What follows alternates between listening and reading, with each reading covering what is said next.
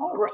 Excuse me. Alrighty. Good afternoon, everyone, and welcome to the Partnership for Healthier Fairfax 2022 annual meeting. We are so excited that you have registered to be a part of the meeting and the educational program for today.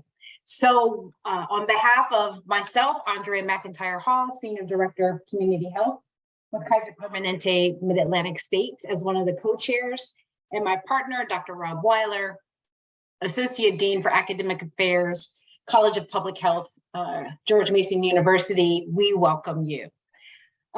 So this is the partnerships business meeting, and the educational program will immediately follow. Notes from our spring meeting have been provided in your supporting documents, and we would like to take an opportunity to reflect on some of our accomplishments for 2022. Officially, this is the 12th year of the partnership from which it was founded. We are nearing the end of year 4 of our 5-year community health improvement plan.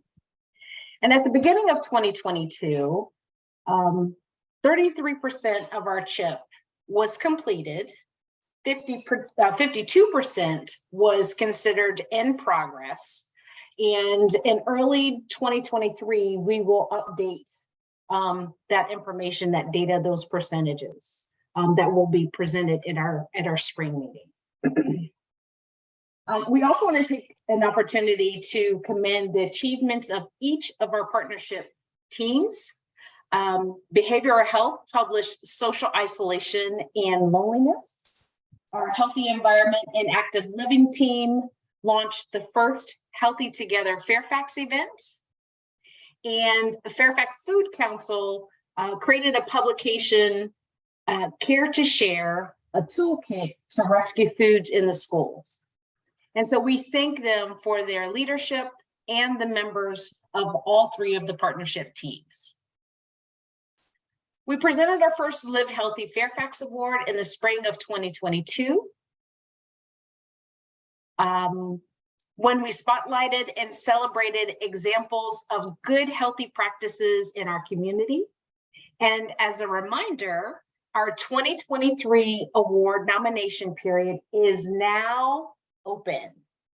If you have a nominee, someone doing exceptional work in the areas of behavioral health, healthy environment, active living, and healthy eating as part of the Food Council work, now is the time to nominate.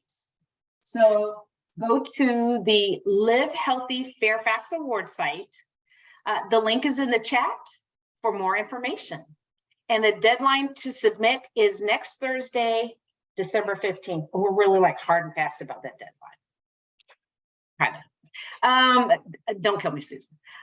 So anyway, with that information, I am now going to turn it over to my partner, Dr. Bob Weiler.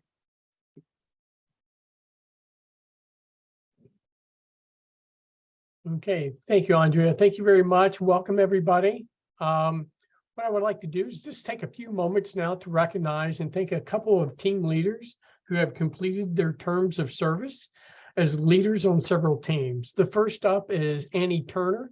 Annie's the co-chair of the Fairfax Food Council. Throughout her 2 years in this position, Annie provided critical leadership and actions around equitable food access.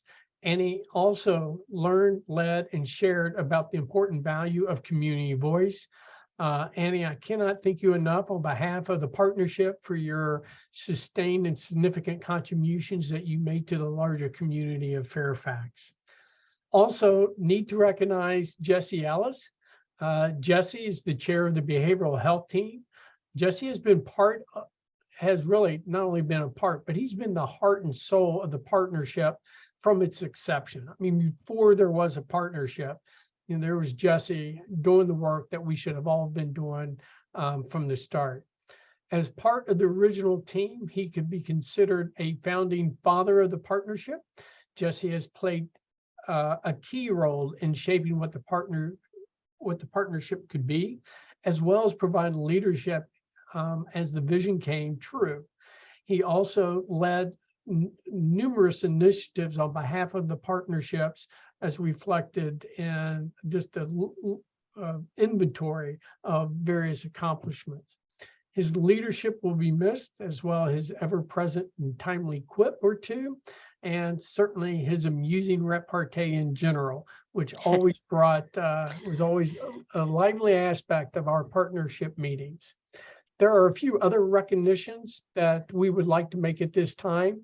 And in doing so, I'd like to call upon Susan Sandow, the manager of the partnership. Susan? Great. Thanks, Bob.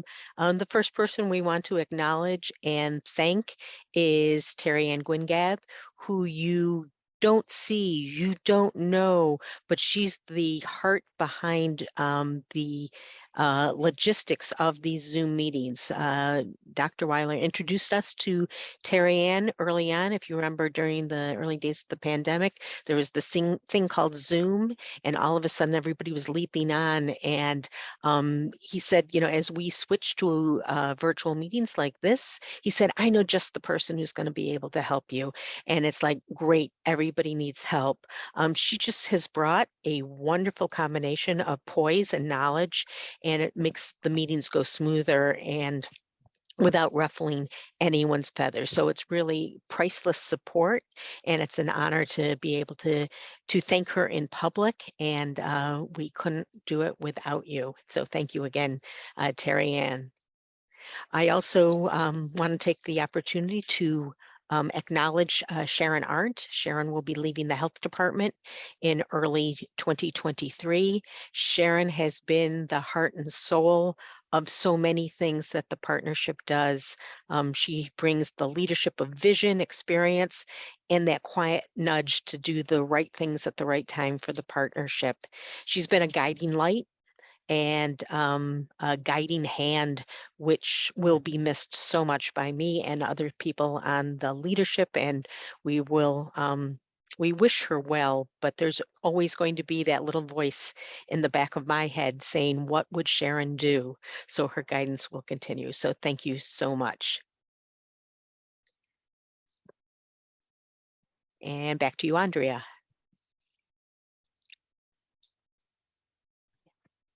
Thank you. Just big kudos and shout outs to Annie, Jesse, Terry, and Sharon. Just big heart of gratitude for all that you have done. And don't be surprised if we won't tap you on the back every now and then. Please don't ignore us if we do that. So, alrighty. So business meeting wrap up. What is ahead for the partnership as we look to 2023 and beyond? Well, what is most important for our work is that we will be finishing year 5 of our 5-year plan. And that means that the current plan wraps up and we have to begin development on our new 5-year plan. So what does that exactly mean for you? Well, what that means is we need you in 2023 as we work in developing our next community health improvement plan. We need ideas and strategies that reflect the healthy needs of our community and the people with the lived experiences in our community. We will build, on our past accomplishments as we set that future roadmap. We will work throughout the year on getting you, our stakeholders, to direct the work for our next 5 years. We will reach out to you for input, meetings, brainstorming, all of those things in 2023. And we are so excited and appreciative of everybody who gives of their time, talent, and treasure to the efforts of making Fairfax County a much healthier community for everyone. And so we are now concluding the partnership's business meeting, and we are pleased to move into the educational program. And so at this time, I would like to hand it off to Rachel Lynch, a member of the Partnership Steering Committee and the chair of our behavioral health team. Thank you. Thank you, Andrea, and hello, everybody. I am pleased to be able to join you all today to kick off the start of our educational piece. As has been discussed here and Andrea mentioned, part of developing this community health improvement plan is making sure that we improve the health for all of our residents. And in order to do that, we need to make sure we have an eye on equity and the disparities that exist in our region. Equity has been a part of the partnership's work and the development of the CHIPs in the past, and will continue to be at the core as we move forward into the next CHIP that will cover the next 5 years from 2024 to 2028. At this time, I'm honored to introduce our next speaker, who will help us to kick off our feature on the study Deeply Rooted: History's Lessons for Equity in Northern Virginia. Patricia Matthews is the first and only president and CEO of the Northern Virginia Health Foundation, a private foundation created in 2005, whose mission is to improve the health and healthcare of residents in Northern Virginia, with particular emphasis on the health of the uninsured. In addition to grant making, Ms. Matthews' role at the foundation includes developing and/or participating in coalitions and collaboratives. Ms. Matthews has also guided the foundation's work to examine issues of inequities and health disparities in Northern Virginia, commissioning several reports that detail the geographic areas in the region that are most disadvantaged, and the work that will be presented today, Deeply Rooted. Pat, I turn it over to you. Thank you, Rachel. Good afternoon, everyone. On behalf of the Northern Virginia Health Foundation, I would like to thank you for inviting Dr. Wolf and me to present our document, Deeply Rooted: History's Lessons for Equity in Northern Virginia. The Northern Virginia Health Foundation is relatively small. Our grant-making focus has been to support nonprofit clinics and programs that address the health and healthcare needs of residents of Northern Virginia. But we are well aware that simply funding health programs will not result in healthier residents. Quite the contrary. On some level, simply funding clinics only acknowledges that people will continue to be sick. So in addition to funding programs that focus on health and healthcare, the Foundation has also focused on commissioning data to examine health disparities, health equity, and racial equity. We need to look at what causes the conditions that make individuals sick and the conditions that keep them sick. And we need to do so in a disciplined way, not relying on anecdotes, but on data. The report we're going to discuss today was researched and authored by Dr. Stephen Wolf and his team at Virginia Commonwealth University's Center on Society and Health. And it was guided by a 14-member advisory board and with resources from local libraries, universities, and private collections. This report builds on one of the previous reports by Dr. Wolf and his team, Getting Ahead: The Uneven Opportunity Landscape in Northern Virginia. And in fact, several years ago, I presented that report to this group. That report identified census tracts in Northern Virginia with poor health outcomes, or called islands of disadvantage. This report explores the historical roots of those islands of disadvantage, the historic conditions that have had long-lasting and negative impact on residents of these communities. The underlying premise of this report is really simple. Policies got us into this situation. Policies can get us out of it. The report and the website that accompanies it seeks to provide one with an understanding of the history of the region that has resulted in many policies and systems that both intentionally and unintentionally perpetuate racial inequities. And the report highlights steps that can be taken to address and change those policies and systems, many of which continue to this day. This has been a really fascinating journey for us. We hope that you will find it so as well. Now I'd like to turn the presentation over to Steve. Steve? Thank you, Pat. This has been an interesting project, and it changed me from the photo you just saw on your screen to what I look like now. Anyway, thank you very much for the opportunity to share our work. I'm just going to quickly share my screen so you can see our slide presentation. Hopefully that's visible to you. I should mention that although I am bringing you greetings from Virginia Commonwealth University, where this research was done, I actually am a resident of Fairfax County and have lived in the county since the 80s. So this is very close to home for me in terms of this work. And it was very exciting to do this research and discover so much about the history of the community in which I've been living. So without further ado, let me go ahead and get started. Assuming I can figure out how to advance my slides. There we go. So as Pat mentioned, for some years now, we've been doing research on health disparities in our region. And the Northern Virginia Health Foundation has really been very focused on trying to raise awareness about the fact that although Northern Virginia is generally known as an affluent community with very good health rankings and high quality of life, it's necessary to zoom in and identify specific areas within our region that are not doing well. And much of our research has been granular, taking the analysis down to the census tract level, as Pat mentioned, to show neighborhoods where there is concentrated disadvantage, in some cases, third world living conditions, in very close proximity to areas of affluence.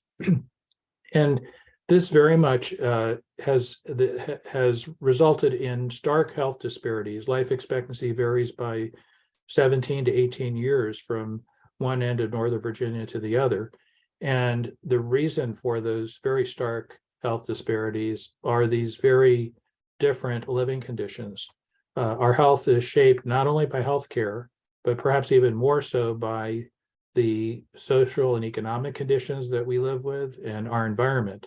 And those conditions vary quite a bit across our region. And the foundation has been very focused on trying to raise awareness about that. And when we've talked about this in the past, we've often said that these conditions didn't come about by accident. There's a history to why these neighborhoods experience and have historically experienced economic disadvantage and other forms of discrimination. And this project that we're going to share with you today was an effort to take a deep dive into that history and try to understand in a very specific way the backstory behind how these specific neighborhoods came into existence. So we have two products that you'll see when you go to that URL that's in the chat. The one that's easiest to navigate is our website, and there you'll find a lot of content that we could not pack into the printed report. The publication on the right, however, is available. You can download it from the website. There's also hard copies that you can request, which are a little easier to navigate physically than on the website. The report focuses, as I mentioned, on areas of concentrated disadvantage that exist across our region. As Pat mentioned, in prior reports, we've called these the islands of disadvantage. Shown on this map are actually 15 different islands of disadvantage. These are different areas across the region. And if you're in Fairfax County, you can identify some of the areas within the county where these conditions exist. And the purpose of this project was to ask this question: how is it that these particular neighborhoods came to be the ones that are historically disadvantaged? Those of you who lived here for a long time know that these areas have been struggling for many years. For example, you can see the Route 1 corridor shown on the slide. And the purpose of our project was to understand what actually happened to draw the boundaries of these particular regions. And an important objective in going through this exercise was not just some academic investigation, it's to try to change the narrative. We unfortunately live in a society where there is a narrative, I would argue a racist narrative, that says that these conditions are the way they are because of the people who live there, rather than understanding that these conditions exist because of policy choices that were made in the past that exposed the people who've lived there to very adverse conditions. And so part of the motivation in this project is to tell how those conditions came into existence.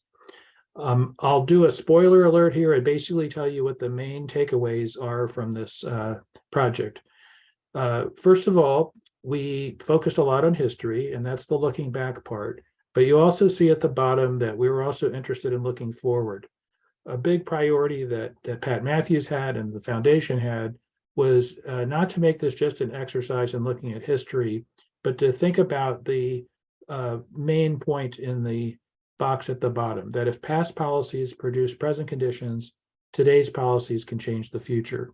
So we're very much focused on looking at lessons from history that can help inform the policies that we pursue today, so that the kinds of inequities that we currently deal with can be addressed.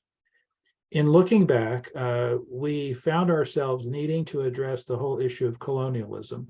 I'm going to be talking about each of these bullets during the presentation, so we'll unpack this a bit more. But that was first and foremost in understanding this backstory. And then when we looked at the historic and systemic barriers that have blocked access to opportunity over the course of the history of Northern Virginia, we found 5 themes that really kept cropping up. One is the core issue of freedom and safety. Second is the ability to accumulate wealth and acquire property. Third is access to education. Fourth is jobs. And fifth was civil liberties. But we also saw some really inspiring parts of this history, the resilience that existed throughout the history of the region among marginalized groups and among communities that were struggling to deal with these barriers, and resistance, active efforts to try to push back on the kind of discrimination that communities were facing and create a better future. So now let me dig into the details of this. First, let me just give you a few project details so that you understand the methods and process that went into producing this report. First of all, it was conducted in 2020 to 21. We can discuss this during the Q&A, but a lot was happening in our country during the time of this project. And a lot was happening locally in Virginia. The gubernatorial election occurred toward the end of this project. Secondly, because we needed to set some limits on scope, we focused our report on the African-American experience in Northern Virginia, recognizing that this region has a very rich history to tell for other groups.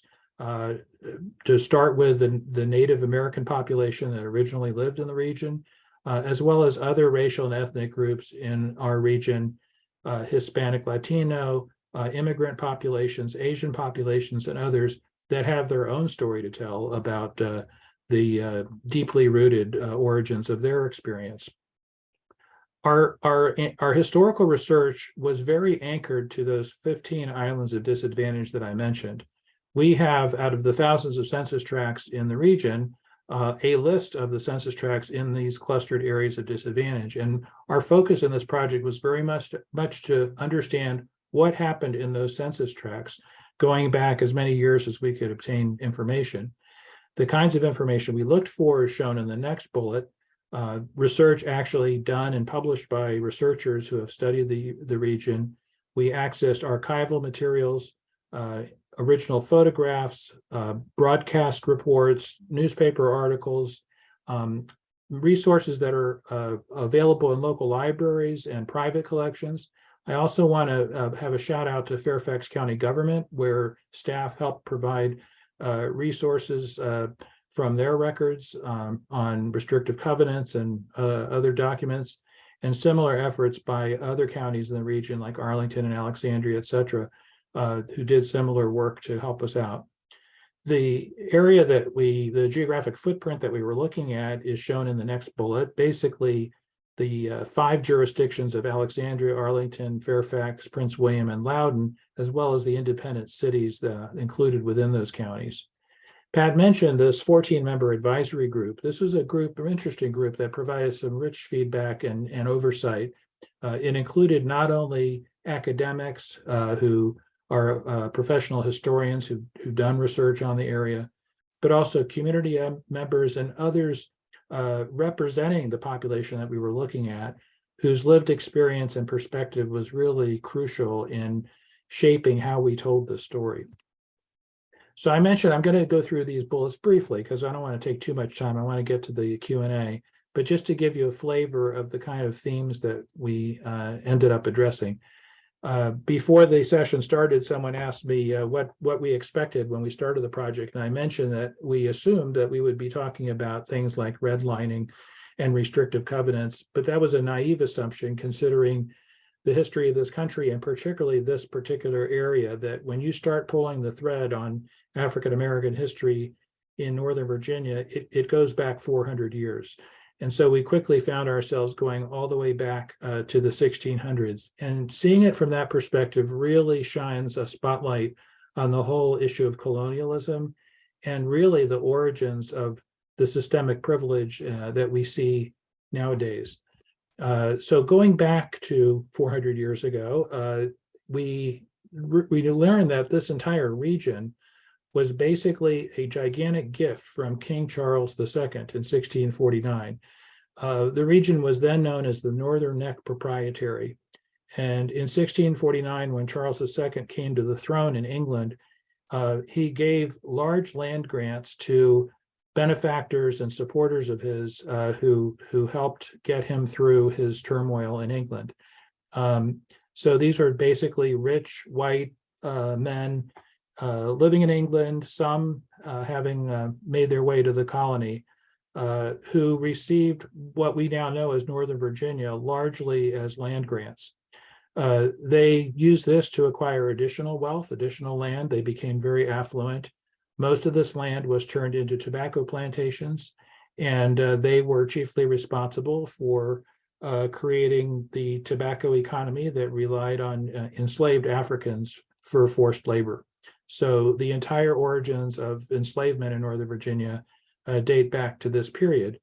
And what's fascinating about this project is in many cases, you can draw a straight line historically from these people and the land that they acquired to the areas that today are affluent McMansions, the specific census tracts where many of our richest and wealthiest neighborhoods are located originally were parts of these land grants.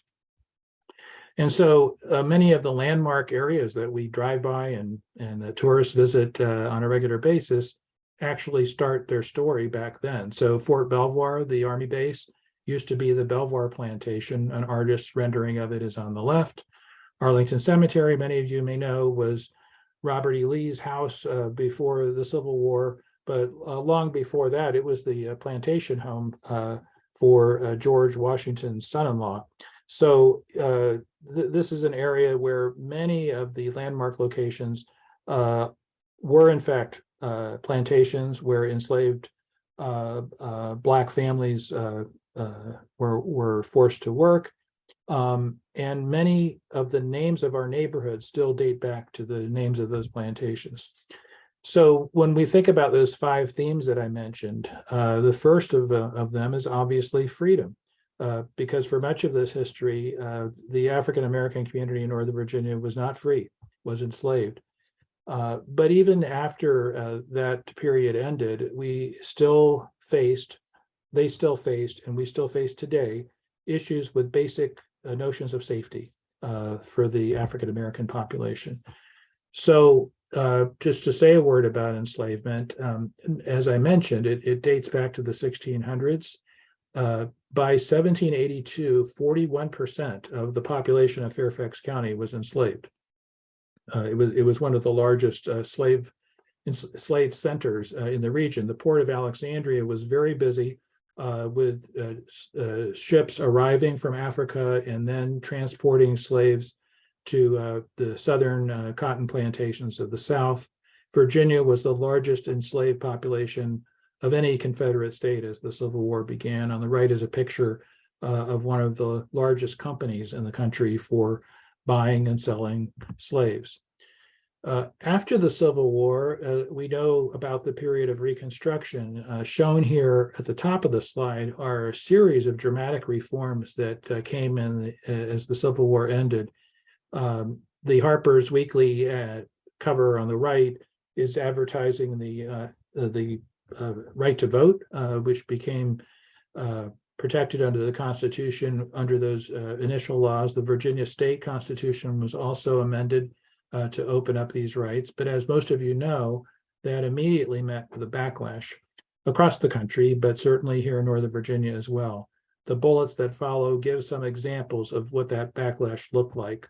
Poll taxes, restrictive laws, rolling back a lot of the constitutional amendments that had just been made, and violence. Northern Virginia's trolley cars were scenes where Black passengers were beaten and in one case killed. The Klan was active in the region. We know that lynchings occurred across the South. This region was no exception. We documented lynchings in Leesburg and Alexandria, and probably there were many more that are undocumented. And there was a horrible moment in the history of this state in 1902 when the Constitutional Convention enacted some horrific Jim Crow laws that I'll talk about in a few minutes. I'll come back to this. So as I said in the opening, our focus is not just to dwell on the history, but to sort of fast forward to the modern day and think about, well, what does this all mean nowadays? Because freedom and safety is still an issue. Obviously, we're not living in a period of enslavement, but there are some real issues with the ability of African Americans and other minorities in our region to move freely in their daily lives without worrying about overt violence or microaggressions. The graphic on the right reminds us of the kinds of issues of police misconduct that continue to exist in our region. And thus our report turns attention to what needs to be done in terms of current policy and thinking about systemic racism and law enforcement and criminal justice reforms that are really necessary to try to address these inequities. Sentencing reforms and other priorities in this domain are discussed in the report. So the second domain that I mentioned is wealth building and property. We live in a country where we accumulate wealth. American families accumulate their wealth through land ownership. That obviously was not possible for enslaved people, but as soon as Black individuals gained their freedom before the Civil War and in large numbers after the Civil War, one of the first things they did was to start acquiring land. There are some really wonderful stories in the report about the very robust efforts, especially after the Civil War, of African Americans to purchase land, buy farms, and start building a future for themselves and their children. Shown on this slide is the Tinner family, a historic family that was largely responsible for establishing the Black community in Falls Church and forming the first NAACP chapter in Northern Virginia at the time. So very quickly, Black communities were established across Fairfax County, across all of Northern Virginia, from the area that is now the riverfront near National Airport, all the way out to Loudoun and Prince William. But very quickly, especially after rail service was created between the city, between DC and Northern Virginia, the white community that was living in DC became interested in purchasing property in Northern Virginia to start developing the suburbs. So developers suddenly became very interested in the land where these Black communities were located and wanted to access that to develop suburban housing communities, obviously intended for white residents. And there's a whole story, a large history that's covered in the report and is available in more detail through the work of historians about the efforts, the collusion between developers and government to try to acquire that property. Another step that was taken was basically to seal off the Black communities from where these suburban developments would be located. So on this graphic, you're seeing a map that we created in the report. The Black dots represent Black communities at the time. And right now we're talking about the period of, say, the 1920s, 1930s. And all those red dots are subdivisions and suburban housing developments that enacted restrictive covenants. Restrictive covenants, a couple of examples of which are shown on the slide, were covenants that these neighborhoods enacted, in which there were clauses that prohibited the sale of homes to people they called non-Caucasians. And this was obviously intended to prevent Black homeowners from purchasing homes in the area. And you can see from this very large number of restrictive covenants on this map that it effectively created a wall to block the spread of the Black population beyond the area that it had occupied after the Civil War, and pretty much segregate the white population in its own area of affluence. Another step that was taken was that services and utilities to these white neighborhoods were developed. So they paved roads, laid sewer lines, and provided electric service and so forth to those communities, but not to the Black communities. So we talk in the report about how in areas like Halls Hill and Arlington and many others, people were actually relying on lanterns into the 1940s to have lighting at night because of the lack of service. And we can talk about more examples of this if you're interested, but the infrastructure needed for the economic development of Black neighborhoods simply was not provided by local government and taxpayers. Another pattern that recurred throughout the region was displacement. So you'll see on this slide, the area that we now know as Arlington National Cemetery was once Freedmen's Village. Freedmen's Village was created during the Civil War by the federal government to provide a location for freed Blacks to build homes and live their lives. Churches and schools were developed in Freedmen's Village. The construction started in the 1860s. But 20, 30 years into this process, the federal government suddenly became interested in this land. They wanted to use it for a variety of purposes, military and otherwise, and began going to court to basically displace the Black community from Freedmen's Village. What's shown by these arrows is that effectively by 1900, the Black population was moved out from, basically evicted from Freedmen's Village. And they established historic Black communities like Queen City, East Arlington, Johnson's Hill, Green Valley, you see on this map, were communities that built up over the years and became historic Black communities.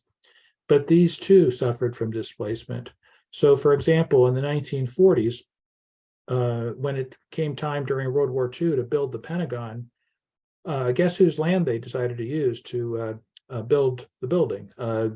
Using eminent domain, the government was able to displace the residents of East Arlington, shown in the foreground of this photograph, and Queen City in order to free up the land for the construction of the Pentagon. Shown here is an aerial photograph of the Pentagon, and what you can see is that the cloverleaf for Washington Boulevard, many of you drive through this interchange on a regular basis, that's the site of what was Queen City. So this historic Black community was basically raised in order to build a cloverleaf. What happened to the Black families living in these communities? They were displaced. Many of them were moved into trailer camps like the one shown on the right, which was located in Arlington. There were others in Alexandria. There were so many Black families that had been moved into trailers that Eleanor Roosevelt, the First Lady, became involved in trying to go to Congress to obtain permanent housing for, and this became the beginning of public housing in the area for the displaced residents. This is just one example, the Pentagon. There are many others, Dulles Airport. We could go through any number of examples where eminent domain was used as a mechanism for displacing Black families and ruining and destroying, decimating Black communities that and their businesses and livelihoods and schools and churches that they had spent generations developing.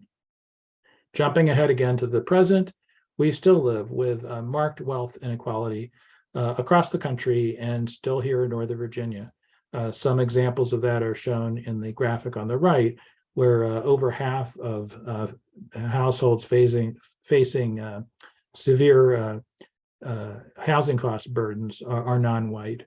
So our report focuses on policies that can help not only with evening out access to property and home ownership, but also dealing with the wealth divide itself. And property ownership is one important piece of that, but there are many others that we really need to prioritize to address the wealth divide that persists in the region.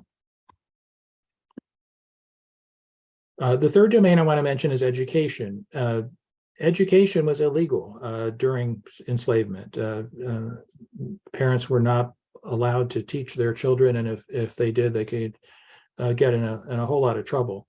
But as soon as Black parents gained their freedom, one of the first things they did was to start opening schools for Black students. And the report is full of very inspiring stories of Black parents and teachers who became extremely productive in building these schools. Schools for Black children were established across the region, and in record time. Some of them, for example, in Alexandria, I think we counted a dozen or so Black schools that were built right during the Civil War, before the war was even over with.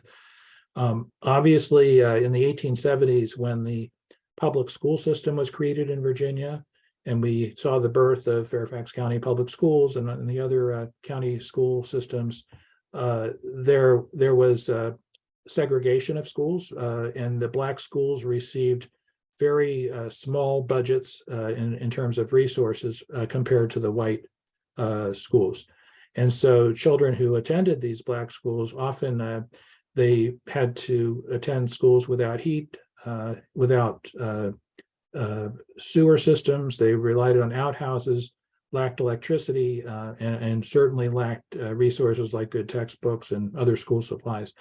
And so there was a systematic disadvantage in terms of access to education that began in the 19th century and set in motion a multi-generational process that put the Black community increasingly behind the opportunities for social mobility that white parents enjoyed. In the 1950s, the effort to overturn segregation, led by the Brown versus Board of Education decision by the Supreme Court in 1954, resulted in a backlash across the South, but the backlash was led by Virginia. The governor and other powerful figures in Virginia who were members of the U.S. Senate led an initiative called Massive Resistance, in which they, with their other southern states behind them, basically refused to implement the Brown decision, and enacted a number of laws to try to punish any school that attempted to desegregate, and also to start establishing white private schools so that should desegregation occur, their children would not have to attend a school with Black students. The first school to desegregate in the state was in Northern Virginia, in Arlington. Shown here on this slide is photographs from the day in February of 1959 when 4 Black children entered the school for the first time. Their NBC News was covering it live as it happened. On our website, you can watch the anchor man reporting with the school in the background, where I think 100 or more police were present as a safety precaution to get these 4 kids into the school. The resistance continued beyond this. There was a number of years during which, and this included Fairfax County up until 64, 65, was still dragging their feet in terms of implementing desegregation. Fast forwarding to today, we still have an education gap in this country. Look at the statistics on the right for Fairfax County from a couple of years ago. Access to a good education is disproportionate in our country based on race and ethnicity, and especially in regions like Northern Virginia that rely on a knowledge economy.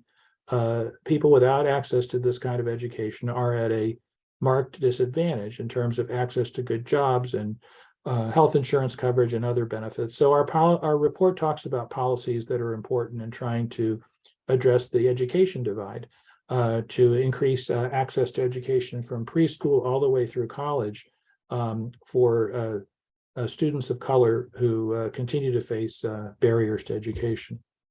The fourth domain is jobs.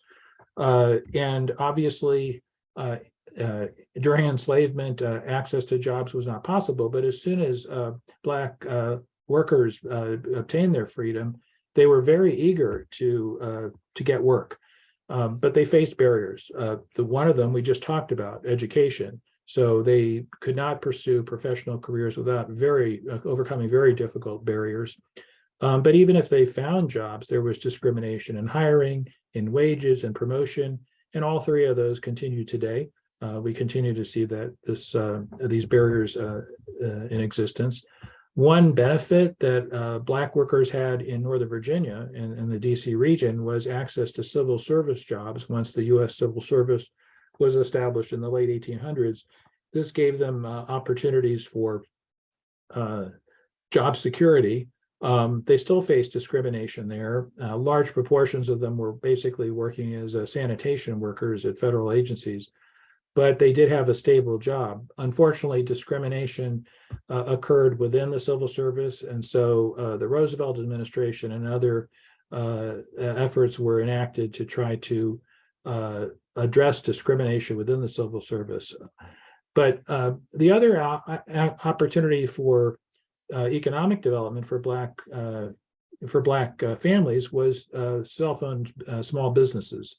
Many of these communities that we're talking about, Black shoppers and other customers could not use white establishments. They were not allowed in the stores and the restaurants, et cetera.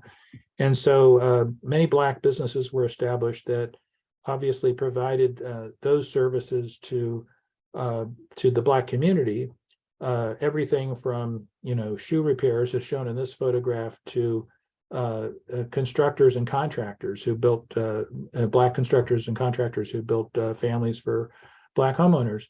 But unfortunately, violence in the early 1900s directed at these businesses led to many of them having to fail because it was simply unsafe. They were vandalized and unable to continue many of their businesses.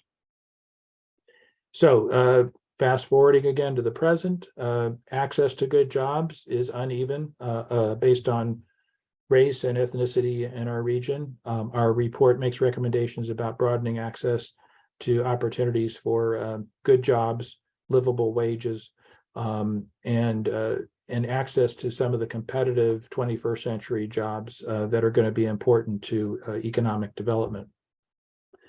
The fifth domain, civil liberties, has always been an issue throughout this 400-year history. I mentioned earlier the 1902 Constitutional Convention. This was a constitutional convention that was called primarily to change the state laws to limit the access to the polls for Black voters and to enact a number of other Jim Crow era provisions. But what's striking when you dig into this history is the blatant systemic racism evident during this period. So the quote in the center is from the Virginia Senator Carter Glass. It's a horrible thing that he said, but he's on the cover of Time magazine, as you can see. He went on to become the Treasury Secretary in the Wilson administration. So this Constitutional Convention enacted a variety of laws to limit access to voting rights. Shown here is an example of the various hoops people needed to jump through in order to vote. Poll taxes and other questions that people needed to be able to answer. And these are actual advertisements that were published to imply that it was an easy matter for Black voters to get their access to the polls. If you have a moment, there's a loophole down there at the bottom that says if you don't pay your $1.50 poll tax between November 5th and December 5th, you're going to lose your right to vote at the next election. Fine print like that basically kept Black voters from being able to access voting rights. And then there was overt violence and discrimination. This is a picture from a drugstore in Arlington, Virginia, a lunch counter incident where a civil rights activist at the counter is being confronted not only by these young white people, but also the head of the American Nazi Party, which was headquartered in Arlington at the time. Civil liberties remain an issue today. I am featuring the One Fairfax emblem on the right because so much good work has been done by the county to address equity. Similar efforts are also happening in other jurisdictions in our region. And a lot of progress was made in terms of improving voting rights. Virginia was one of the few states in recent years to broaden access to voting rights, but needless to say, it's very much in today's news. The access to the polls remains in jeopardy to this day, and we still run into every day's news revisiting themes that we found in this project from 100 years ago continue to be very, very live and very current today. So there needs to be efforts not only to protect voting rights, but also to deal with other forms of discrimination and restrictions on civil liberties that continue to exist for Black workers, Black students, and residents. I did want to close on this positive note before we get to the Q&A, that what was so inspiring in this work is seeing the resilience of the Black community in dealing with these issues.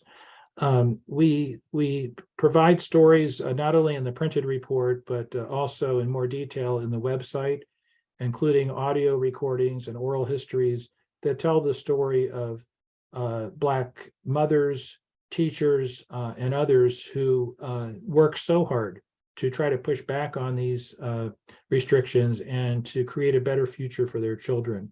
So Harriet Jacobs on the left was a major architect of opening up Black schools in Alexandria and across Fairfax County.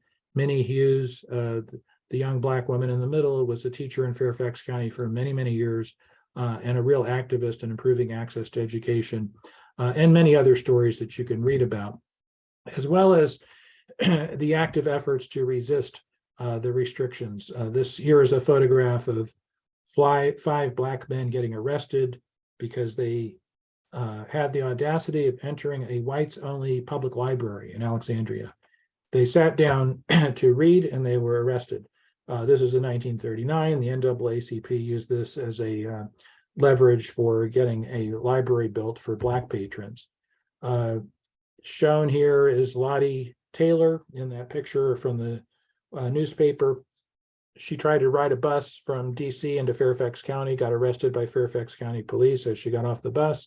This led to a court case that ultimately barred discrimination against Black interstate bus travel.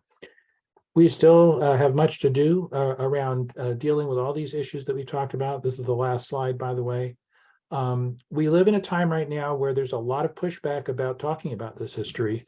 As I mentioned, our report was released during or just after the gubernatorial election, in which there was so much talk about critical race theory, and we still are dealing in today's news with claims that this is some kind of indoctrination to teach the history of what's happened.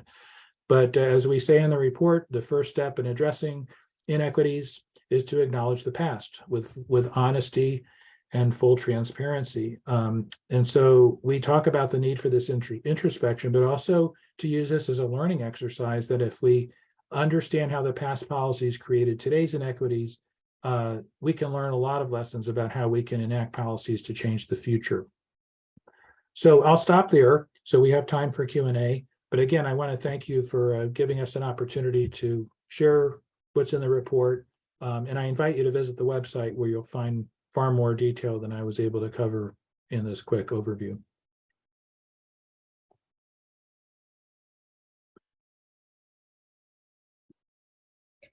Thank you so much, Dr. Wolf. That's a really informative and in-depth overview of the report and your findings. It's been noted in the chat, but I want to remind everyone that this is an opportunity to ask Dr. Wolf questions, ask Pat questions, ask questions related to this topic. So feel free to raise your hand. If you see at the bottom of your screen, you have an opportunity to click a button to raise your hand, or you can also type your question into the chat and we can ask that way.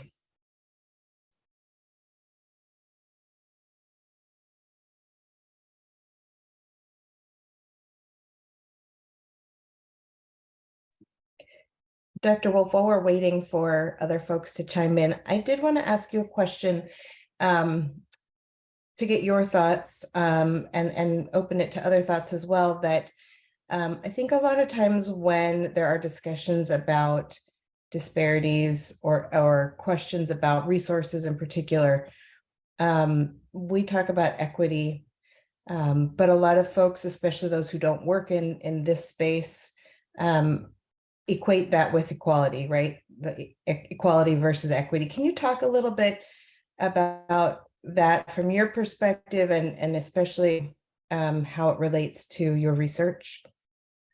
Sure, and it sounds like a dancing on the head of a pin as to which words you use, but they really do matter, and we recognize that more and more now. Equality makes sort of an unrealistic claim that everybody's going to have the same experience in life, and that's just not the way life is. We all experience events that deal us a different set of cards. And so the goal here is not necessarily that everybody's going to have the same amount of wealth or everybody's going to do as well in school. The issue here, though, when we talk about the difference between disparities and equity, is that there are populations that systematically face a set of barriers because of their race or ethnicity, because of their sexual preference, because of their religion, because of their gender, etc., that systematically limit their ability to pursue those opportunities. Once we pursue opportunities, we're going to have different experiences.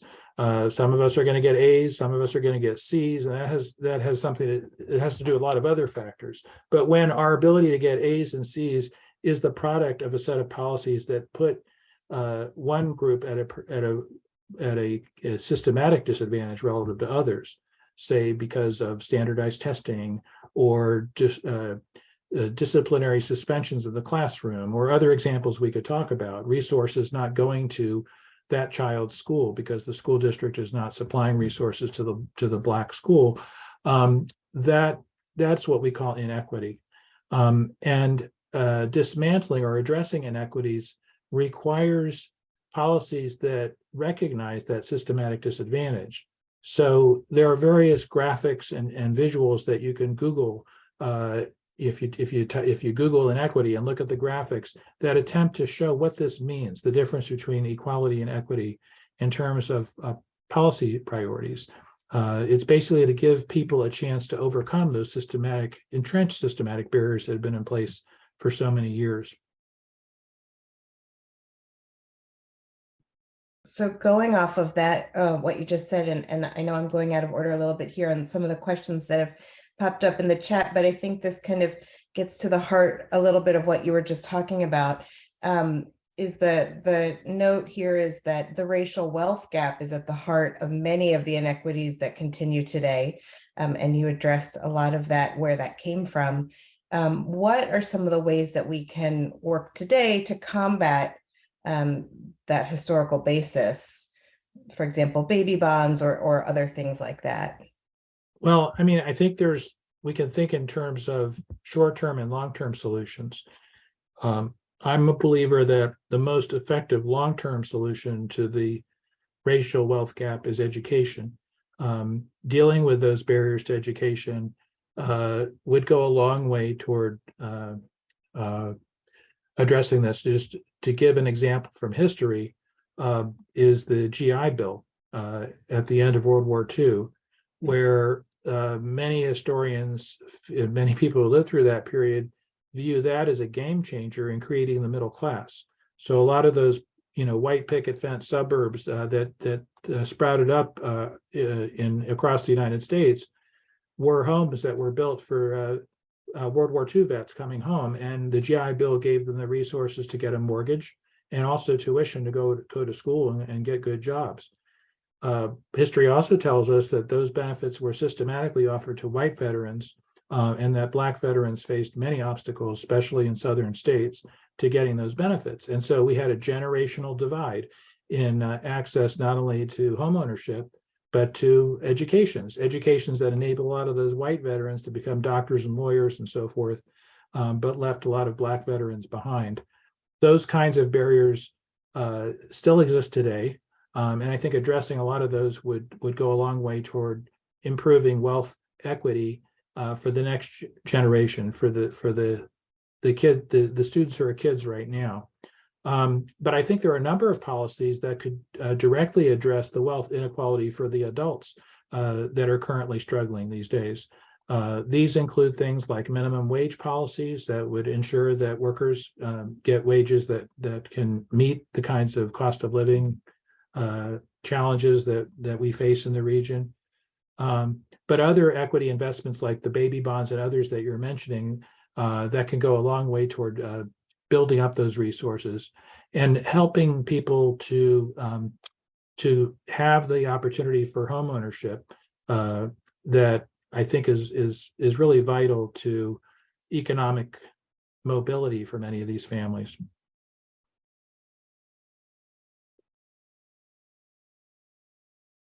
Thank you. Another question is, can you also share how the federal government leveraged eminent domain in building the interstate highway systems that adversely impacted Black populations in Virginia? Yeah, great question. This was a recurring pattern. It happened in Northern Virginia, but I've traveled a lot in my work and have found that in almost every major city where I speak, there's the same story that happened. The interstate highway system that was launched in the 1950s needed to transport white workers from downtown out to their suburban homes.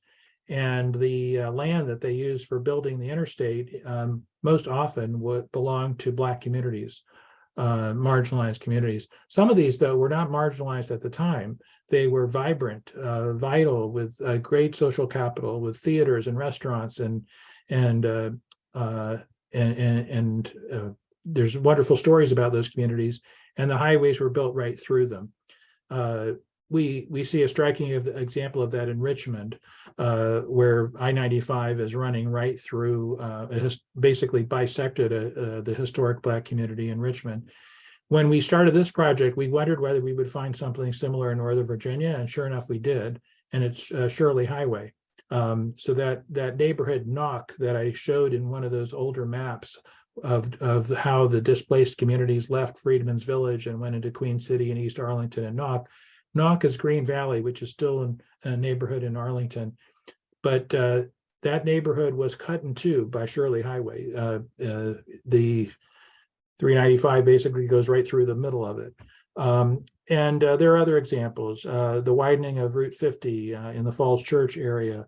We give some other examples where they basically just bulldozed down Black homes to make way for these roads and highways and airports. Dulles Airport is an example.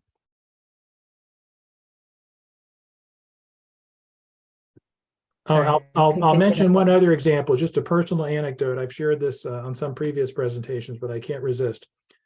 As I mentioned, I've been here in Fairfax County for some years, and I raised my children here. So I have 3 daughters, and they played soccer. And there was a soccer field that near Fairfax Hospital where they played regularly every weekend. All the families were gathered there for their kids to play their soccer games. It was an open soccer field. I had no idea that soccer field is sitting on a historic Black community. And what happened to that Black community is, again, another example of eminent domain, which was used to displace them to build. At the time, they were planning to build a school there, but they changed their mind and didn't build a school. So it just became an empty lot that turned into a soccer field. So there are examples like this throughout our region where eminent domain was used, and many people today are going right past those places and have no idea of their history. That's fascinating. One question here we have is, did your research reveal any insight into how in Northern Virginia public safety was used or influenced inequities beyond the traditional thought of the fire hose, or gave opportunities not afforded by other industries? I'm not sure I followed the question. Could you say it again, Rachel? Yeah, I will read it again, and then I'll just let you know, participants, you're able to unmute. So if you want to chime in and give any other color to this question, it says, did your research reveal any insight into how Northern Virginia public safety was used or influenced inequities here beyond the traditional thought of the fire hose, or gave opportunities not afforded by other industries? Well, I'll attempt answering it, but if I'm not understanding the question correctly, it would be lovely if the person asking it wanted to clarify. But if the question is, do we find examples of public safety being used as an excuse for implementing policies that contributed to this kind of marginalization? The answer, of course, is yes. We detail examples in our report in which law enforcement was centrally involved in implementing some of the policies that we talked about. I just mentioned a few moments ago, for example, Fairfax County Police arresting a passenger for riding a bus, but also how politicians use the issue of public safety as an excuse for removing Black housing and Black populations from the area. And how language was used in a way to change public attitudes and work up the public about the need to address this. So, referring to slums, the word slums, in reference to Black neighborhoods in Arlington and Alexandria was a predicate for going ahead and implementing public housing policy. There were a number of Black establishments in Roslyn, saloons, as what they were called in the late 1800s. But the local police chief and politicians created an excuse for going through, in a very violent incident, just a series of nights in Roslyn where they basically plowed through all of those Black businesses and destroyed them and set them on fire because they said they were a threat to safety. So I don't know if that's what the person means by their question, but it's definitely been used as I said, a predicate for moving ahead with displacement. Thank you. The next question is actually for both you and Patricia. So the question is, have you received a lot of any pushback to discussing this history? What are your thoughts on, I know you all have done this, I'm adding this now, this isn't the question. You two have done this at the roadshow, as we call it, on this presentation. What pushback are you getting, if any, and how are you addressing the concerns people have hearing these difficult histories? Well, Pat, let me give you a chance to respond. And also, I'm conscious that a couple of the previous questions you might have some additional thoughts on as well. So let you take the first crack at it, and then I can talk about pushback from my perspective. So I am pleased to say we haven't gotten pushback. We've done a number of presentations in various jurisdictions in Northern Virginia and several at the Council of Governments. Steve presented at the American Public Health Association annual conference. We didn't get pushback. We wait for invitations, and we see this as an evergreen project. It doesn't go out of date. And so as people begin to hear about it, they want to know more about it, and they ask us to do a presentation, and we do it.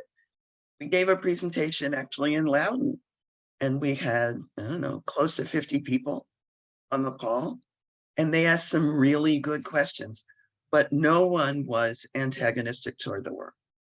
And I think as we begin to show the data and the relationship to policies, it's easier for people to understand it. It doesn't come quickly, but it comes. Yeah, I would agree with that. I don't think we've actually experienced any overt pushback, but I don't have any illusions about this. I'm watching the news every day like the rest of you, So I know there are people out there that if they know about this report will have some nasty things to say about it in their own circles, but we all have our information bubbles, and the ones that we're in don't include that. But nonetheless, I think what Pat said at the end is very important. Criticisms that we're making this up or fabricating a story or making things look worse than they are. One way of addressing that kind of potential concern is documentation. So an important part of the process that we used is to actually have original source materials so that if anybody really questions, is this actually true, they can go read it themselves in terms of the actual source materials. There is a 400-page compendium, I call it, that will probably never see the light of day, but includes the detailed documentation of what we provided in this report. And we also were guided by academic historians on the faculty of local universities who are very meticulous about not saying things that cannot be defended accurately with original evidence. So I think that's important. Having said that, we live in a time where facts don't necessarily rule the day, and people may still have their biases about what we're trying to explain. I think we should also know that this is a lot of information. Some find it a lot of new information, and it takes a while to absorb it. And when you absorb it thoughtfully, questions invariably pop up. And then you get to learn more. And the general response we've gotten has been positive, actually, and in terms of it being useful to policymakers. But I can't tell you how many times members of the African American community who have listened to this presentation and have lived in this area for quite some time have come up to me and said they didn't know a lot of these stories themselves. Some of it goes back so far that, people, their parents, their grandparents always knew that wall existed over there on the side of that street and never knew what it was for, why it was there. And so, this exposure to this history, I think, is helpful to all of us. I think what you just said, and it goes back to what Pat said in her introduction, that this isn't just conversation. This isn't just generic talk of, inequities or, racism in general, but it gives concrete examples that we can point to and say, well, right, all of this can lead back to this specific issue or that specific moment. And that does help in the discussion to be able to point to those examples. So I want to give an example that was raised in Loudoun. When we're talking about housing, restrictive covenants, and so forth, the question that was asked of us was, well, we don't have those anymore. So how can we have a problem with housing? And my response was, it's perhaps unintentional, but the result is the same. If your housing policy requires at least an acre of land per house, then you have automatically decided who will live there, who can afford it.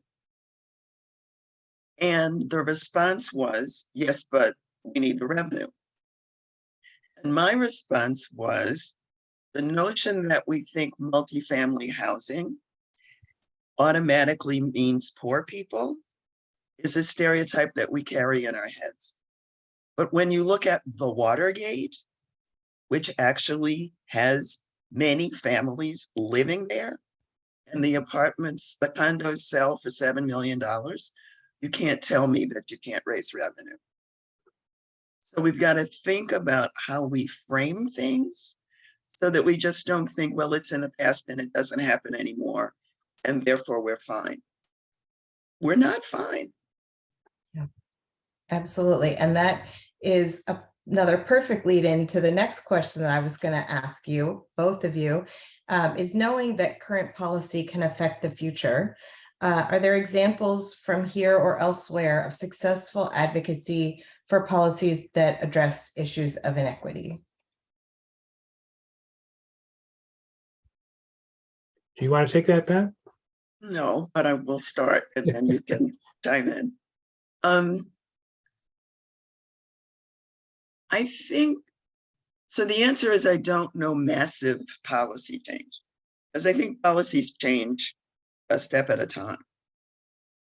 But to the point that Steve was making about the fence, we actually are funding a group that is down Route 1 that realized that a fence was there had been there for 40 years to block off a community that was low income, people of color, from walking across the street to what was being built as a middle class shopping center.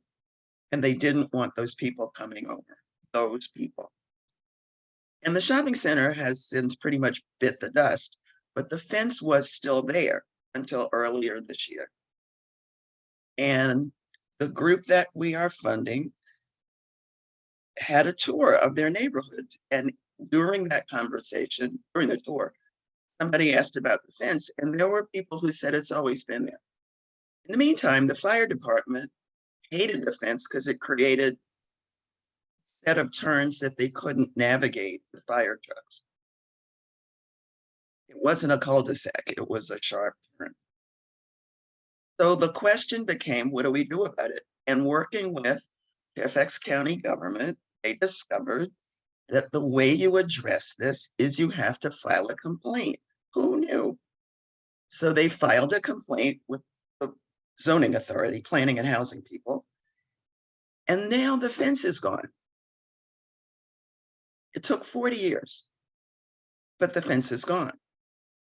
There's also a conversation happening with some members of the Board of Supervisors in Fairfax County about being more thoughtful about licenses for liquor stores.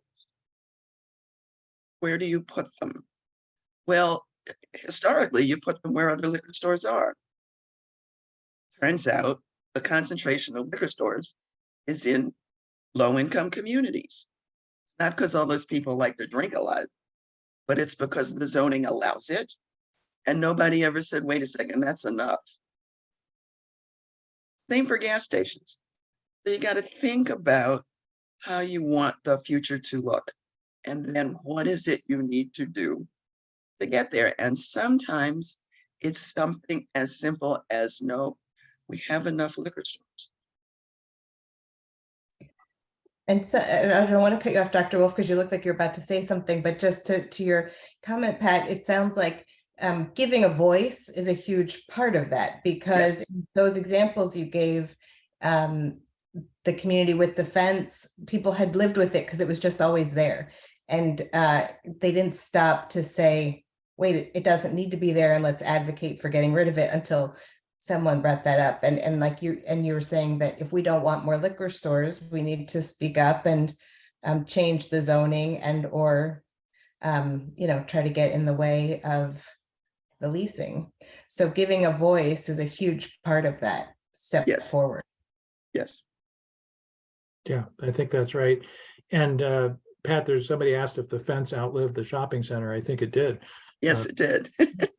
But the point I was going to add is with a caveat is that I think a really powerful way to deal with these inequities is to think about a holistic collective impact kind of approach, where it's not just a one-off intervention involving one sector, but something that really works to address the root causes of these inequities. So that can mean bringing economic development and good jobs into a neighborhood, providing resources that strengthen the schools. And what we see with these examples, and there are many from across the country, is that they have multiple spin-off benefits. They improve access to good jobs, and it helps deal with the problem of lack of access to health insurance, but also improve health outcomes. There's a study that just came out this week in a major medical journal, JAMA, showing, this is in Philadelphia, that by improving access to affordable housing, they saw a reduction in gun violence, along with other health benefits related to substance abuse and a variety of other problems. These one-off solutions or single sector solutions like, arresting people who are committing crimes that don't deal with these root causes are actually less effective in really addressing them than dealing with these systemic issues. I often tell my colleagues in medicine that some of the best ways for improving health outcomes and reducing mortality from the leading causes of death are policies that have nothing to do with doctors or hospitals, but the very issues that we're talking about today. Yeah, absolutely. And along the lines of the giving the residents and the communities their voice or raising that voice, someone asked if you're aware of what the community response was both then and now to the multiple examples you've given of eminent domain, where that uprooted communities and changed dynamics. Well, historically, sorry, landline here. Historically, when those occurred, there was pushback from the local community. Early on, it was more difficult to marshal political support, but in other cases, they put up a very big fight to some of these efforts to use eminent domain to displace them. Ultimately, especially in the 1940s and 1950s, taking the government to court to try to challenge some of these. An example is T.C. Williams High School, which is ironically, was named after a racist school superintendent in Alexandria, but the land for building that school was a Black community. An eminent domain was used to displace them so that they could build that school. But they didn't go without a fight. There's a whole 150-page research report on the pushback that the Fort Ward community and others in that area put up to try to fight that. Great. I think that we have time for one more question. So, and just so that participants are aware, I'm going to ask this one last question of Dr. Wolf and Pat, but then we will have some time after that for discussion of the partnership and everyone who's on the call today to discuss how these issues can be then addressed in the work we're doing with our CHIP and moving forward, of course, in the planning of the next one. So this is a big one that you may not have a specific answer for, but I guess to give any thoughts or commentary on the existing systemic racism in the medical field and thoughts on that and how we might address that. That's not a 30-second answer type of question, but I will leave that with you to give us as much as you can and maybe just ideas for how we can move forward in thinking of that as well as a partnership. Well, I think I can take that one because I happen to be a physician. The word systemic racism means what it says. It's systemic, and so it exists within our healthcare system, our health professional schools, our medical research enterprises. There's many examples that could be cited. They range from everything from racial and ethnic barriers to access to health insurance coverage and shortages of providers to implicit bias in clinical decision-making, where patients with the same clinical presentation get different treatment depending on their skin color, or the use of algorithms in clinical medicine that adjust for race and ethnicity and effectively say that your kidney function would not be considered normal in a white patient, but for a Black patient it's okay. That's effectively what these algorithms, which have been in place for many years, are doing. These are being dismantled because they're recognized as racist, but it's going to take some culture change to address a lot of that. I think that there are increasing efforts to deal with the role of racism in research, both in terms of excluding certain populations from being participants in research so that there's a lack of evidence about the effectiveness of treatments. But also, of course, a very unsavory history in this country of improper conduct of research. Think of the Tuskegee experiment and other examples like that, which continue to affect people's attitudes today, as recently as worries about the COVID-19 vaccine. The pandemic, as they said, laid bare a lot of these problems in terms of racial barriers to access to healthcare. I know we're short on time, and I just want to leave this final thought, which is not specifically related to the racism in the healthcare system, but just to say generally that one of the most surreal experiences we had in doing this project, I certainly did, was having on my computer screen newspaper articles from the 1800s or other original source materials from these archival sources saying really horrible things, and then looking up from my computer on television, seeing the same words coming out of the television. This history is very much alive right now, and it's really chilling to see the same language, the same framing, the same narrative from all those years ago coming at us every day right now. So I think we really need to have this history in mind as and not think of it as something from way back when, and that is only necessary for people who study history to know about. It's ever present. Thank you. Pat, any other closing words or thoughts that you'd like to share with the group? No, I think Steve said it exactly right. We have met the enemy, and it is us. So I think that continuing the conversation with the partnership is the exact right next step. Yeah, the history. Thank you for allowing us to do this presentation. Yes. Well, thank you so much, both of you, for your time, for putting the effort into not just the research and the study, but for being here with us and sharing with everyone. And to your point, Pat, the history helps give us these examples of why we are today, but it's not just history, it's today as well. And we need to work on the historical inequities, but continue to change minds today as well, because it's not just in the past. Okay, well, thank you both very much. Oh, I'm sorry, Gary, you have a question? I just wanted to commend you both for the excellent work you did. I think if we don't document this kind of history of inequity, it's going to just continue. And I'm hoping that it'll gather a large audience, so people will be offended by what happened and be motivated to make changes. So thank you very much for your great work. Thanks, Gary. It's nice to see you again. Thanks, Gary.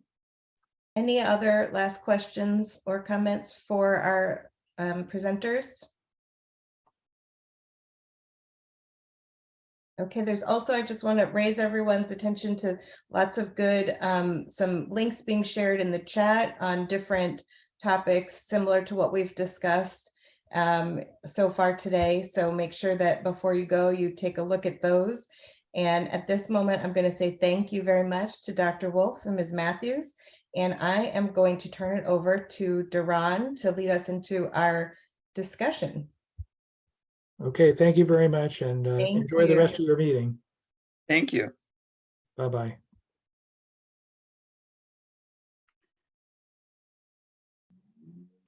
Good afternoon, everyone. And thank you all so much for tuning in so far. I want to reiterate the applause, if I can, for Dr. Wolf, Patricia Matthews, and Rachel. Thank you so much for a great presentation to start us off. It was really amazing. I am very familiar with the Deeply Rooted report. I've read it cover to cover several times, and I'm always fascinated by the things in the report and how I can connect them to our, past and present. So thank you. But again, my name is Deron Campbell. I'm one of the directors of community health programs for Inova Health System. Thank you all for being here today. I'm happy to see a lot of familiar faces. We will begin our sort of facilitated discussion following the presentation, just to open the floor to the group at large to discuss what we have just learned through the Deeply Rooted report. Just to preface a bit, I want to first start off by talking about equality and equity, as they are very important, sometimes can be very confusing, but I want to jump back into reiterating the fact that they're very important. For me personally, equality and equity are important because they've governed a lot of my life experience. And for some of us, we haven't had the privilege to really exist without them. So the first question that I want to throw to the group is, what is the difference between equality and equity? And sort of where do we see ourselves in that conversation today? And please feel free, whoever would like to put their hand up first or talk. We've got to eat up 45 minutes here. I saw a cartoon recently where they showed differences between equality and equity, and they had people standing behind a fence to look at a ball game, and equality was them both getting the same lift, but for the one person it wasn't enough to look over the fence. So equal means you get the same. Equity means that you actually get help that allows you to do what you need to do, so you're able to achieve your goals. And I think that means that we need to adapt to different audiences and identify what kinds of constraints they have. Yeah, that's it. Right. I was like, I think I have a visual example. Boy, that was quick. You're good, Duran. Thank you. So yes, Gary, you are absolutely correct in that equality and equity are those two things.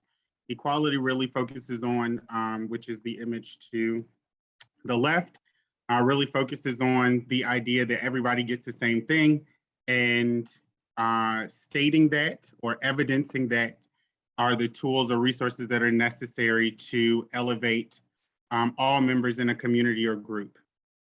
Equity is the understanding of the image to the right, in that leveraging the playing field so that everyone can see or get through barriers. In this example is the fence.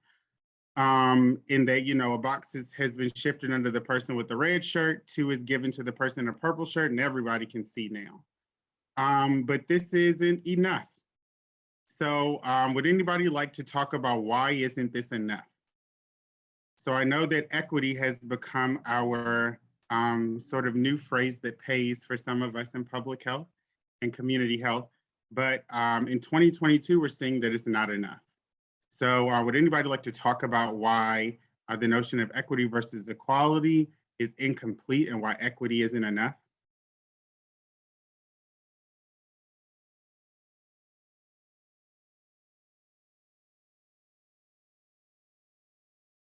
Yes, I'm looking through the chat. Thank you, Mr. Mingo. Access is an issue. Removing the barriers is easier said than done. Why is that? Why is removing the barriers easier said than done, especially in the conversation of equality versus equity?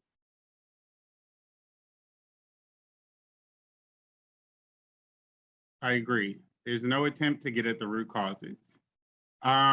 So why equity and equality sometimes show up as incomplete is because they're incomplete conversations.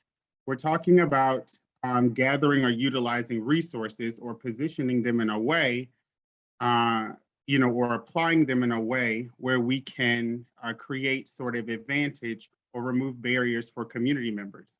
But if we are piggybacking off of Dr. Wolf's report, surmounting history and a lot of the barriers that are really embedded in that is incredibly challenging. As the saying goes, for as long as it took us to get there, sometimes it takes equally as long, if not longer, to undo it. And so I like to then go on to this image here, which is really talking about sort of the complete understanding and transformation of equity into justice.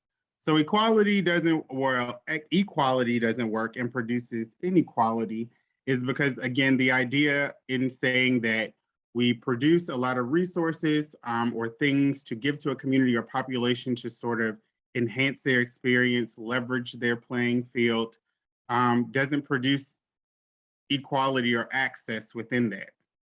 So it still leaves some, if you can see in the picture of equality, and still not being able to meet the need or reach that resource. In our transformation of that over the years, over the last couple of decades, especially over the last 3 years, as COVID was a catalyst for addressing a lot socially, is equity. So equity, again, is everybody getting these boxes or receiving a resource or having something so that everyone can grab a hold to this thing to help produce a better experience for them. But that's still really incomplete because equity does not acknowledge what Dr. Wolf is applying pressure to, which is acknowledging the historical context of these conversations, how they still exist, and how we have to use that entire conversation to really transform our future. And so that's what justice entails.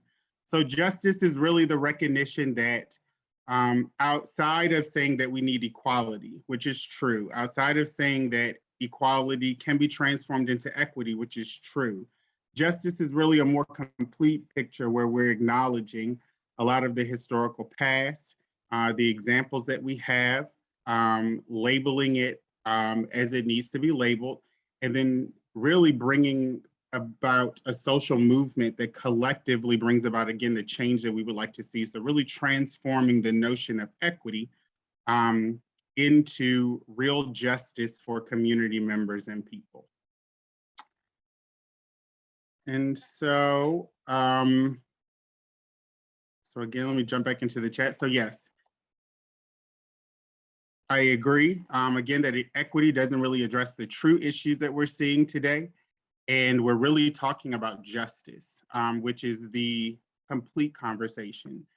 And so moving on to our next question. So what is the difference between, equality and equity? And how can we really transform that to today? Another question that we have, focusing on the Deeply Rooted report, and I'll post the question in the chat,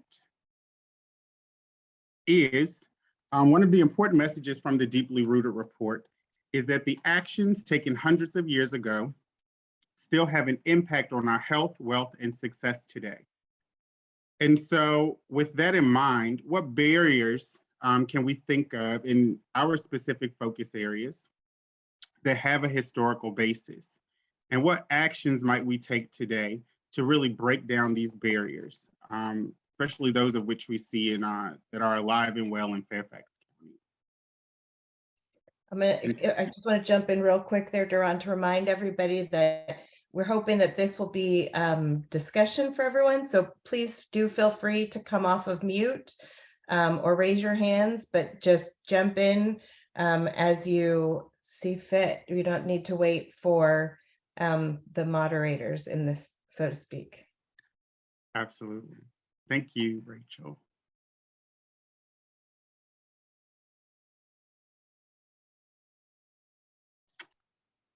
All right, I see Kim Hamlet has her hand up. Kim, would you like to share? Hi, sure. What barrier comes to mind is I'm focusing on the health medical field. As far as like barriers, there's language barriers, but there's also because I've, I work with clients, I've kind of heard some of the barriers. For instance, can I give an example? Oh, absolutely. Oh, okay. For instance, I don't know why this just stands out for me. It's been sticking in my head for last couple of months. Somebody went to their doctor and, they had a lump, on their breast. And they were told that, oh, it's nothing, go, it's just stress or whatever. But luckily the person knew their own body and they ended up going to another doctor and it was stage 3, breast cancer. And so they had to get immediate surgery. She's fine now, she's doing okay. But just, I think, you know, what was said previously, it's the implicit bias, like, oh, I'm starting to hear like more even family members like, oh, I have a headache. Oh, it's just stress. Well, how, and I told my family member, like, how do you know that, And so I'm also in a book club and we have like a lot of people in our book club and reading a cast right now. And there's doctors in our group. And one doctor actually told us, if you're African American, you need to bring somebody with you to the doctor that's Caucasian. And if you speak another language, then you're really kind of like, you really, really need an advocate to go with you. So I don't know what it will take to break down the barriers. Like, for me, of course I'll speak up, but then what about the people, that are not able to speak up for themselves? Right. First of all, I'm very sorry to hear that that's something that person went through. That's definitely not equitable care. Right. That's outside of the realms of equity. So I'm happy to hear that she is doing better. Yes, she is. But that is just one of many examples. We can talk about it from an ethnicity standpoint, a gender standpoint, a nationality standpoint, that or compound any of those identities, into multiple that, it's a lot of tough intersections that people sit at with regard to really not being impacted majorly by equality, let alone talking about equity, true health equity, and in that experience, what real justice should look like, which is, really trudging through that individual's medical history and how they even got to that point to begin with. And so thank you for sharing. Great example. And that's absolutely what we're talking about here today. I see that, and please, apologies if I mispronounce your name. I'm a big stickler on names. People butcher my name all the time. So is it Tamaro? It's tomorrow. Tomorrow. Oh, Yes. I love that. Okay. All right, the floor is yours. Well, I just wanted to just agree with what the previous speaker said.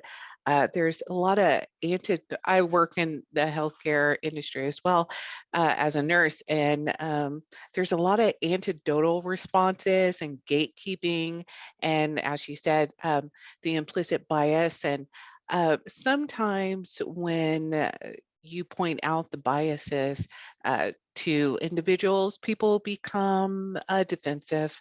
They don't like to hear, that, because it's like everyone's afraid to be labeled a certain way. But just to point out, hey, this may be a bias, like what she said about, having a patient come in and knowing their body and then getting that resistance from the provider. That happens a lot, not just from physicians, but from nurses even. And so I think that's part of it. So I think one way to address that is having a more diverse staff, like more diverse providers and nurses. I've seen evidence of that, like people, coming in and how they, sorry, I'm like doing two things at once. Just having, like, sometimes having a Black nurse to talk to, or having a Latinx, someone who actually speaks their language, you know, you're able to put those barriers down and people are able to speak more openly. Because sometimes, you know, like she said, I've heard physicians tell patients often, oh yeah, that's just stress, or oh, you just need to eat healthier, or this or that, but not giving real solutions. Okay, well, how do I eat healthier? How do I afford these foods? How do I get access to them, like via transportation and stuff like that? So I'm rambling. No, you're not. Thank you so much, Tamara. Listen, anytime that I don't have to talk a lot is good. So thank you so much for sharing. And I wanted, before I move on, to acknowledge others. Mr. Mingo, I see you, so I'm definitely going to tap on your shoulder next. I want to acknowledge a couple of things that you said, which are incredibly important. One, that we really got to transform the ideology from the fear of learning into, you know, that we learn through success. And success is, successful learning is really just that. Learning to understand and then really moving on and moving through, trying to produce, you know, a future that we all would like to see, that feels good to everyone and something that we're all proud of. And then, you know, on top of that is the fact that diversity can really be used as a tool to create more successful relationships with healthcare, between community members, between groups, period. And a lot of the times that, you know, diversity and inclusion have really lit a fire, both negatively and positively in society. But one of the things that is really detracting from moving forward is the notion that teaching diversity or teaching the understanding of others means that, you know, you lose a universal identity, or, you know, or we have to continue to acknowledge a history or a past that some would just rather forget and move on.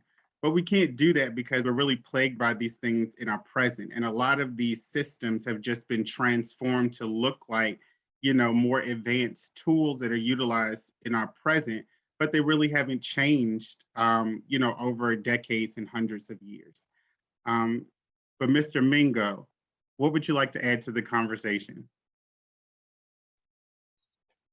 Duran, thank you. And I want to just as Tamara was speaking and Kim were speaking, I couldn't help but think about in the context of what we just heard from Dr. Wolf and Ms. Matthews' report, how those historical experiences transcended generations and contributed to impacts in what I'm going to focus on is empowerment in health literacy. My ability, just like in that first story that Kim shared, she felt empowered enough to get a second opinion. But I will tell you that many that I've worked with, to include working with my mom when she was alive, in her generation, as I work with elders in my own family, there is, and even in the African-American community that I work with quite a bit around the country, I still believe, because of some of those experiences that were talked about in that report, when one rose to question authority, if I could just put it from that perspective, transcends into how we even deal with as patients in our with our medical providers. And the importance, therefore, for us those of us that are in community, to focus in on not only the educating, but creating the place of assurance and empowerment, specifically to let someone understand that they could stop that, they have the right to stop that doctor or clinician right there on the spot and ask them for clarity in the language that they need to hear, so they can understand. These are those of us that have had the benefit of college educations and beyond.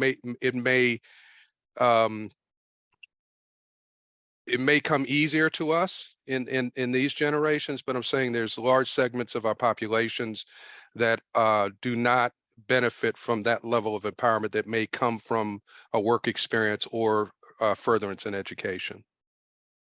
I agree, Mr. Mingo, and that further incentivizes the fact that diversity, which is not scary, can really be used as a powerful tool for change, because diversity, really promoting diversity in a workforce, in a population for people, is comfortability. That is, real safety and stability that we would really need today, that really would impact people in a different kind of way.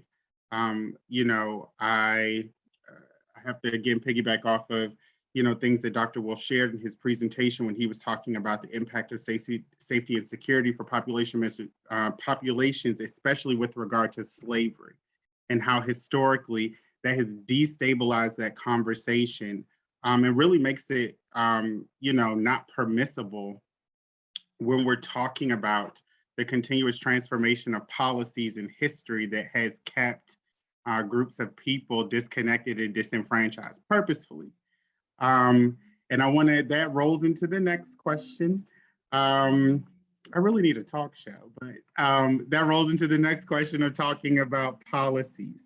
And so what I really want to talk about with regards to policy, and this is definitely going to mean a lot for Bob and Andrea as we are rolling into our new iteration of the CHIP, is what system or policy related issues can we identify that are barriers to health or, programs, opportunities in our communities?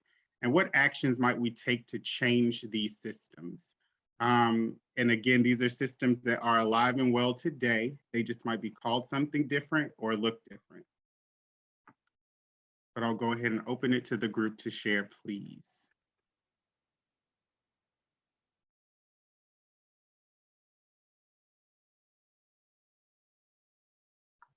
And I agree definitely that policies around access are a huge issue. I mean, above anything else, policies around insurance, especially public insurance, the application of that, the fact that, there's different federal and state mandates for policies around insurance and ensuring our underinsured individuals in society, so that we can achieve some sort of quote unquote universal healthcare access. I mean, I think that's far-fetched in the United States, but when we talk about the necessity of access, that's definitely one of the areas that, are a bit challenged with policy. Thank you again, tomorrow. So food insecurity is a big deal, especially with regard to children. And advocating for that has definitely been incredibly challenging, especially with regard to COVID, sort of posing a lot more barriers that for systems like food insecurity that were already impacted by a bunch of barriers. So I agree.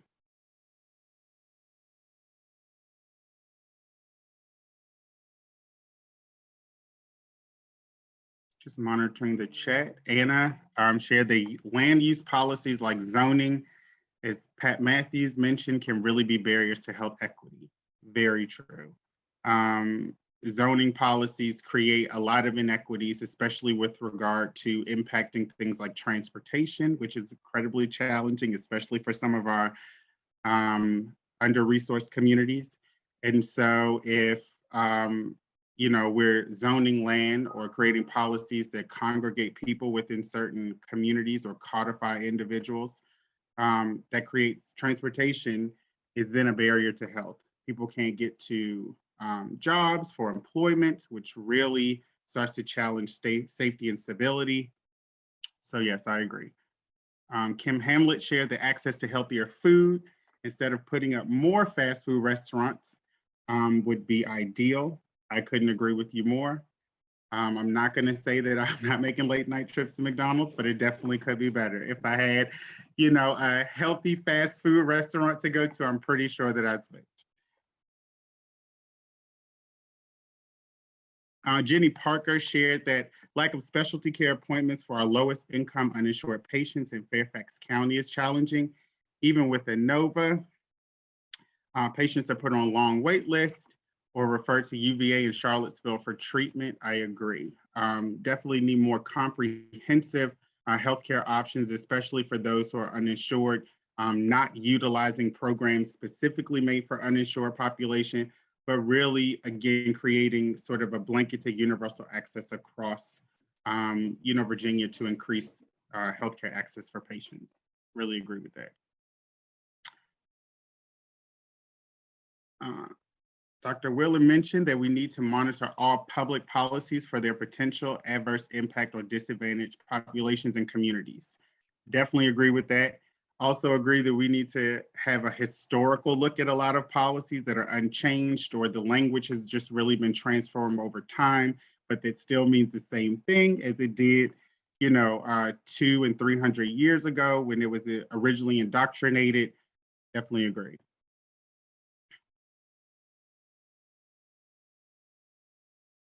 I agree, Susan. Health in all policies is our motto and slogan. That's what we need. And Kirsten, apologies if I mispronounced that, stated that funding issues which hinder fully carrying out essential public health functions, such as staffing, policy development, also impact this area. Definitely agree with that. Tomorrow, thank you for your additional commentary in saying that the methodology definitely is needed in the areas of social determinants of health.